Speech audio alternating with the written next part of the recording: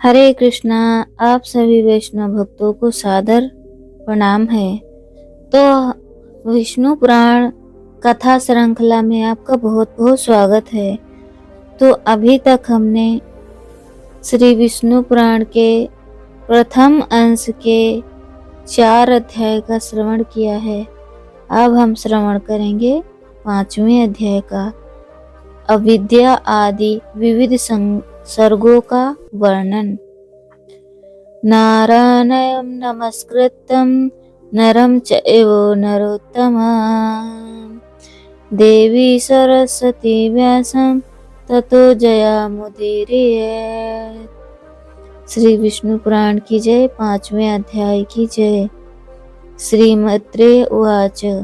श्री मैत्रेय जी बोले, हे द्विजराज, सर्ग के आदि में भगवान ब्रह्मा जी ने पृथ्वी, आकाश और जल आदि में रहने वाले देव, ऋषि, पितृगण, दानव, मनुष्य, त्रियक और वृक्ष आदि को जिस प्रकार रचा तथा जैसे गुण, स्वभाव और रूप वाले जगत की रचना की, वह सब आप मुझसे कहिए। श्री पराशर उवाच।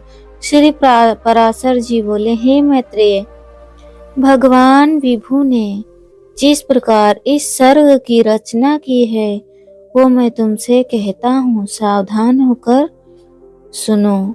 सर्ग के आदि में ब्रह्मा जी के पूर्वत सृष्टि का चिंतन करने पर पहले अबुद्धि पूर्वक अर्थात पहल असावधानी हो जाने तमोगुणी सृष्टि का आविर्भाव हुआ। तमो उस महात्मा से प्रथम तम अज्ञान, मोह, महामोह, भोग इच्छा, तामिश्र, क्रोध और अंधतामिश्र अभिनिवेश नामक 5वां पंचपर्वा 5 प्रकार की अविद्या उत्पन्न हुई। उसका ध्यान करने पर ज्ञान शून्य बाहर भीतर से तमोमय और जड़ नागादि वृक्ष, गुल्म, लता, विरूत, तृण रूप 5 प्रकार का सर्ग हुआ। वारा जी द्वारा सर्वप्रथम स्थापित होने के कारण नाग आदि का मुख्य कहा गया है, इसीलिए यह सर्ग मुख्य सर्ग कहलाता है। उस सृष्टि को पुरुषार्थ की असाधिका देखकर उन्होंने फिर अन्य सर्ग के लिए ध्यान किया तो त्रियक स्रोत सृष्टि उत्पन्न हुई। यह सर्ग वायु के समान तिरछा चलने वाला है, इसीलिए त्रियक स्रोत कहा जाता है, कहलाता है। ये पशु पक्षी आदि नाम से प्रसिद्ध है और प्रायः तमोमय, अज्ञानी, विवेक रहित, अनुचित मार्ग का अवलंबन करने वाले हैं और विपरीत ज्ञान को ही यथार्थ ज्ञान मानने वाले होते हैं। ये सब अहंकारी, अभिमानी, 28 वधु से युक्त, आंतरिक सुख आदि ही पूर्णतया समझने वाले हैं और पराशर एक दूसरे की प्रवृत्ति न जानने वाले हैं। 11 इंद्रियां वध और तुष्टि तथा सिद्धि के विपर्य से 17 बुद्धि वध, ये कुल 28 वध आसक्ति कहलाते हैं। प्रकृति, उपादान, काल और भय, भाग्य नामक 4 आध्यात्मिक, 5 ज्ञानेंद्रियां ब्रह्मा विषयों के निवृत्त हो जाने पर 5 ब्रह्मा, इस प्रकार कुल 9 दृष्टियां हैं तथा ऊहा, शब्द, अध्ययन, आध्यात्मिक, आधि भौतिक और आधि दैविक 3 दुख विख्यात सुहत प्राप्ति हैं। दान, ये 8 सिद्धियां हैं। ये इंद्रिय शक्ति, तुष्टि, सिद्धि रूप तीनों वध मुक्ति से पूर्ण विघ्न रूप हैं। अंधत्व व रिधत्व आदि से लेकर पागलपन तक मन सहित 11 इंद्रियों की विपरीत अवस्थाएं 11 इंद्रियां वध हैं। 8 प्रकार की प्रकृति, किसी से चित्तमय लय हो जाने से अपने को मुक्त मान लेना प्रकृति नाम वाली तुष्टि है। उस सर्ग को पुरुषार्थ का असाधक समझ पुनः चिंतन करने पर एक और सर्ग हुआ। उस ऊर्ध्व स्रोतक नामक तीसरा सात्विक सर्ग ऊपर के लोकों में रहने लगा। वे ऊर्ध्व स्रोत सृष्टि के उत्पन्न हुए प्राणी विषयक सुख के प्रेमी, ब्रह्मा और आंतरिक दृष्टि संपन्न तथा ब्रह्मा और आंतरिक ज्ञान युक्त थे। यह तीसरा देव सर्ग कहलाता है। इस सर्ग के प्रादुर्भूत होने से सृष्टि चित्त ब्रह्मा जी को अति प्रसन्नता हुई। फिर इन मुख्य सर्ग आदि तीनों प्रकार के सृष्टियों में उत्पन्न हुए प्राणियों को पुरुषार्थ का साधक जान उन्होंने एक और उत्तम साधन सर्ग के लिए चिंतन किया। उस सत्य संकल्प ब्रह्मा जी के इस प्रकार चिंतन करने पर अव्यक्त प्रकृति से पुरुषार्थ का साधक अव्यक्त साधक नामक सर्ग प्रकट होता है। इस सर्ग के प्राणी नीचे पृथ्वी पर रहते हैं, इसीलिए वे अर्वात स्रोत कहलाते हैं। उनमें सत्व, रजतम और तीनों हितों की अधिकता होती है, इसीलिए वे दुख बहुल, अत्यंत क्रियाशील एवं बाह्य अभ्यंतर ज्ञान से युक्त और साधन है। इस सर्ग के प्राणी मनुष्य हैं। हे मुनि श्रेष्ठ, इस प्रकार अब तक मुझे 6 सर्ग कहे, उनमें महत्त्व को ब्रह्मा का पहला सर्ग जानना चाहिए। दूसरा सर्ग तंत्राओं तन्मात्राओं का है, जिसे भूत सर्ग भी कहते हैं, और तीसरा वैकारिक सर्ग है, इंद्रिय संबंधी कहलाता है। इस प्रकार बुद्धि पूर्वक उत्पन्न हुआ यह प्राकृत सर्ग हुआ। चौथा मुख्य सर्ग है पर्वत, वृक्ष आदि स्थावर ही मुख्य सर्ग के अंतर्गत है। पांचवा तो त्रियक सूत्र बतलाया गया है, उस त्रियक कीट पतंगी योनि भी कहते हैं। फिर छठा सर्ग ऊर्ध्व श्रोत्राओं का देव सर्ग कहलाता है। उसके पश्चात 7वां सर्ग आवर्क श्रोत्राओं का, वह मनुष्य सर्ग है। 8वां अनुग्रह सर्ग है, वह सात्विक, तामसिक और 5 वैकृत हैं। विकारी सर्ग और पहले 3 प्राकृत प्रकृतो। 9वां कौमार सर्ग है, प्रकृत और वैकृत भी है। इस प्रकार सृष्टि रचना में प्रवृत्त हुए जगदीश्वर प्रजापति प्रकृत और वैकृत के जगत में मूलभूत 9 सर्ग तुम्हें सुनाए हैं। मैत्रेय उवाच, हे मुनि, आपने इन देवादि को सर्गों का संक्षेप में वर्णन किया। अब हे श्रेष्ठ, मैं इन्हें आपके मुखार बिंदु से विस्तार पूर्वक सुनना चाहता हूँ। मैत्रेय उवाच, हे मैत्रेय, संपूर्ण प्रजा अपने पूर्व शुभ कर्मों से युक्त है, अतः प्रलय काल में सबका लय होने पर भी वह संस्कारों से मुक्त नहीं होते।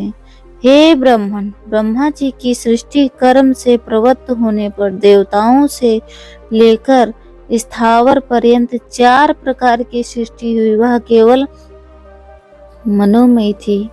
फिर देवता, असुरगण, पितृगण और मनुष्य, इन चारों की तथा जल की सृष्टि करने की इच्छा से उन्होंने अपने शरीर का उपयोग किया। सृष्टि की रचना की कामना से प्रजापति के युक्त चित्त होने पर तमोगुण की वृद्धि हुई, अतः सबसे पहले उनकी जंघा से असुर उत्पन्न हुए। तब हे मैत्रेय, उन्होंने उस तमोमय शरीर को छोड़ दिया। वह छोड़ा हुआ तमोमय शरीर ही रात्रि हुआ। फिर अन्य देह से में स्थित होने की सृष्टि कामना वाले उन प्रजापति को अति प्रसन्नता हुई। हे द्विज, उनके मुख से सत्व प्रधान देवतागण उत्पन्न हुए। तदनंतर उस शरीर को भी उन्होंने त्याग दिया। वह त्यागा हुआ शरीर भी सत्व स्वरूप दिन हुआ। इसीलिए रात्रि में असुर बलवान होते हैं और दिन में देवतागण बल विशेष होता है। फिर उन्होंने आंशिक सत्वमय अन्य शरीर ग्रहण किया और अपने को पितृवत मानते हुए अपने पार्श्व भाग से पितृगण की रचना की। पितृगण की रचना कर उन्होंने उस शरीर को भी छोड़ दिया। वह त्यागा हुआ शरीर ही दिन और रात्रि के बीच में स्थित संध्या हुई। तत्पश्चात उन्होंने आंशिक रजोमय अन्य शरीर धारण किया है द्विज श्रेष्ठ। उससे रज प्रधान मनुष्य उत्पन्न हुआ। फिर शीघ्र ही प्रजापति ने उस शरीर को भी त्याग दिया। वही ज्योत्सना हुआ जिसे पूर्व संध्या अर्थात प्रातः काल कहते हैं। इसीलिए हे मैत्रेय, प्रातः काल होने पर मनुष्य और सायंकाल के समय पितृ बलवान होते हैं। इस प्रकार रात्रि, दिन, प्रातः काल, सायं ये चारों प्रभु ब्रह्मा जी के ही शरीर हैं और तीनों गुणों के आश्रय हैं। फिर ब्रह्मा जी ने एक और रजोमात्रात्मक शरीर धारण किया। उसके द्वारा ब्रह्मा जी ने क्षुधा उत्पन्न हुई और क्षुधा से काम की उत्पत्ति हुई। तब भगवान प्रजापति ने अंधकार में से स्थित होकर क्षुधाग्रस्त सृष्टि की रचना की। उसमें बड़े कुरूप और दाढ़ी मूछ वाले व्यक्ति उत्पन्न हुए। वे स्वयं ब्रह्मा जी की ओर ही उन्हें भक्षण करने के लिए दौड़े। उनमें से जिन्होंने यह कहा कि ऐसा मत करो, इनकी रक्षा करो, वे राक्षस कहलाएं, और उन्होंने कहा हम खाएंगे, वे खाने वालों की वासना वाले होने के यक्ष कहे गए। उनकी इस अनिष्ट प्रवृत्ति को देखकर ब्रह्मा जी के केश सिर से गिर गए और फिर पुनः उनके मस्तक पर आरूढ़ हुए। इस प्रकार ऊपर चढ़ने के कारण सर्प कहलाए और नीचे गिरने के कारण अहि कहे गए। तदनंतर जगत रचयिता ब्रह्मा जी ने क्रोधित होकर क्रोध युक्त पहाड़ियों की रचना की। वे कपिस कालापन लिए ही पीले वर्ण के अति उग्र स्वभाव वाले तथा मांसाहारी हुए। फिर गान करते हुए समय उनके शरीर से तुरंत ही गंधर्व उत्पन्न हुए। हे द्विज, वे वाणी का उच्चारण करते हुए अर्थात बोलते हुए उत्पन्न हुए थे, इसीलिए गंधर्व कहलाए। इन सब की रचना करके भगवान ब्रह्मा जी ने पंक्षियों को उनके पूर्व कर्मों से प्रेरित होकर स्वच्छंदता पूर्वक अपनी आयु से रचा। तदनंतर अपने वक्ष स्थल से भेड़, मुख से बकरी, उदर से पार्श्व भाग से गौ, पैरों से घोड़े, हाथी, गधे, वन गाय, मृग, ऊंट, खच्चर, निक्कू आदि पशुओं की रचना की। उनके रोमों से फल फूल रूप औषधियां उत्पन्न हुई। हे द्विजोत्तम, कल्प के आरंभ में ही ब्रह्मा जी ने पशु और औषधि आदि की रचना करके फिर त्रेता किए। त्रेता युग में आरंभ में उन्हें यज्ञ आदि कर्मों से सम्मिलित किया। गौ, बकरी, पुरुष, भेड़, घोड़े, खच्चर और गधे ये सब गांवों में रहने वाले पशु हैं। जंगली पशु ये हैं स्वापद, व्याघ्र आदि, दो खुर वाले वन गाय आदि, हाथी, बंदर और पांचवे पक्षी, छठे जल के जीव तथा सातवें सरीसृप आदि। फिर अपने प्रथम पूर्व मुख से ब्रह्मा जी ने गायत्री, ऋग, त्रिवत्सम, रथंतर और अग्निष्टोम यज्ञों को निर्मित किया। दक्षिण मुख से यजु, त्रैष्टु, छंद, पंचदस्तोम, बृहत्साम तथा उक्तक की रचना की। पश्चिम मुख से साम, जगती, छंद, सप्त, दशोतम, वैरूप और अतिरात्र को उत्पन्न किया तथा उत्तर मुख से उन्होंने एकविंशस्तोम, अथर्ववेद, अप्तोरणाम, अनुष्ठान, छंद और वैराज की सृष्टि की। इस प्रकार उनके शरीर समस्त ऊंच नीच प्राणी उत्पन्न हुए उन आदिकर्ता प्रजापति भगवान ब्रह्मा जी ने देव असुर पितृगण और मनुष्यों की सृष्टि का तदनंतर कल्प का आरंभ होने पर फिर यक्ष पिशाच गंधर्व अप्सरागण मनुष्य किन्नर राक्षस पशु पक्षी मृग और सर्प आदि संपूर्ण नित्य एवं अनित्य स्वयं स्थावर जंगम इस जगत की रचना की। उनमें से जिनके जैसे जैसे कर्म पूर्व कल्पों में थे पुनः पुनः सृष्टि होने पर उनकी उन्हीं में प्रवृत्ति हो जाती है। उस समय हिंसा अहिंसा मृदुता कठोरता धर्म अधर्म सत्य मिथ्या ये सब अपनी पूर्व भावना के अनुसार उन्हें प्राप्त हो जाते। इसी से यह अच्छे अच्छे लगने लगते हैं। इस प्रकार प्रभु विधाता ही स्वयं इंद्रियों के विषय भूत और शरीर आदि में विभिन्नता और व्यवहार में उत्पन्न किया है। उन्हीं ने कल्प के आरंभ में देवता आदि प्राणियों के वेदानुसार नाम और रूप तथा कार्य विभाग को निश्चित किया। ऋषियों तथा अन्य प्राणियों के वेदानुकूल नाम और यथा योग्य कर्म उन्हीं ने निर्दिष्ट किए। जिस प्रकार भिन्न भिन्न ऋतुओं के पुनः पुनः आने पर उनके चिन्ह और नाम रूप आदि पूर्वत रहते हैं, उसी प्रकार युग आदि में भी उनके पूर्व भाव ही देखे जाते हैं।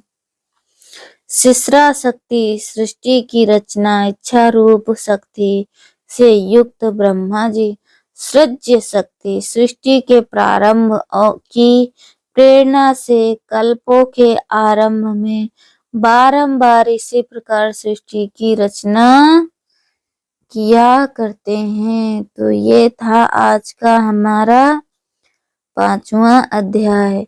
आपका बहुत बहुत धन्यवाद। हरे कृष्णा।